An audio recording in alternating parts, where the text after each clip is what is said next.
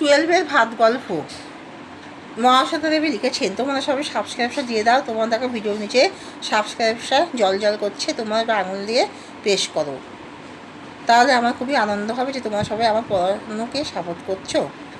দাঁতগুলো বের করে সে কোমটের মতোই হিংস্র ভঙ্গি করে। কে কার এরূপ আচরণ করেছিল, তার এরূপ আচরণের কারণ বিশ্লেষণ করো।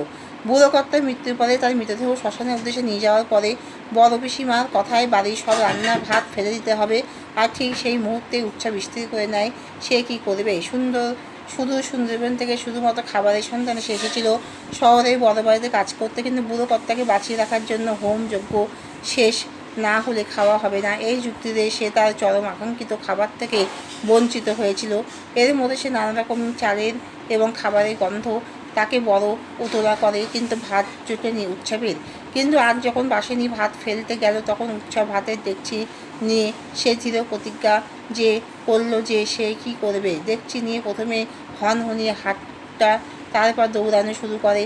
যে ভাতের জন্য তার দীর্ঘ সময় অপেক্ষা, সেই ভাত এখন তার হাতের মুঠোয়। এই সময় যখন বাসিনী তাকে অসুর বাড়ির ভাত খেতে নিষেধ করে, তা সহ্য করা কঠিন হয়ে পড়ে উৎসবের পক্ষে। সে ফিরে দাঁড়ায় এবং কামকের মতো হিংস্র চোখে বাসিনীর দিকে তাকায়। তার দাঁত বের করা মুখভঙ্গি কামকের মতো হিংস্র লাগে বাসিনীর। ফুটন্ত ভাতের গন্ধ তাকে বড় উতলা করে। তাকে বলতে এখানে কাকে ইঙ্গিত করা হয়েছে? এই গন্ধ তাকে কেন উতলা করে? সুন্দরবনের নিম্ন জলাভূমি অঞ্চলে বাদা অঞ্চলেই হলো প্রায় দক্ষিণবঙ্গের অন্নের মূল উৎসস্থান, অথচ সেখানকার বাসিন্দা উৎসব দিনের পর দিন না খেয়ে থাকে। জমিহীন উৎসব সতীশবাবু জমিতে কাজ করত, কিন্তু মরক লেগে উৎসব বলতে থাকে, লক্ষ্মী না আসতে সেধে ভাসান যাচ্ছে, তা কাঁদবো না এতটুকু? আমরা খাবো, শুধু অনাহারই নয়, সর্বঘাতী বন্যা উৎসব তার বউ ছেলে মেয়েকে হারিয়ে ফেলে, ক্ষুধা হারিয়ে ফেলে। একদিকে শোক, অন্যদিকে ক্ষুধার তীব্র জ্বালায় সে পেটে পরিণত হয়।